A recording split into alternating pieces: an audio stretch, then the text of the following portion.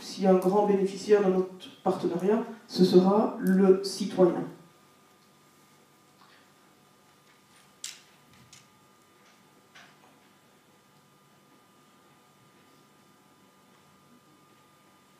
Voilà. Je vais aborder maintenant le contenu, donc savoir quelles sont les informations finalement qui seront diffusées via ces différents canaux.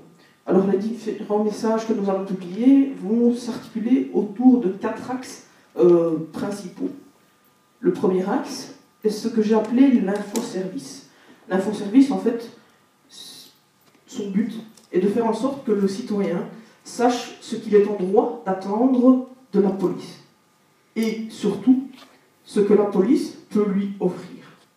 À titre d'exemple, je citerai les différentes possibilités de pouvoir rencontrer leur agent de quartier pour régler par exemple des problèmes de voisinage, les visites que nous offrons en matière de prévention contre le vol, le fait de pouvoir bénéficier d'explications relatives à certaines procédures administratives qui parfois sont assez complexes, pouvoir bénéficier aussi d'une surveillance dans les habitations durant les vacances.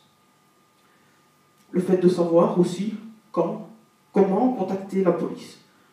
Et cela part aussi d'un constat au sein de la région où j'entends souvent voilà, j'ai été victime d'un vol, j'ai entendu des bruits suspects, et finalement je n'ai pas contacté la police parce que je ne voulais pas déranger.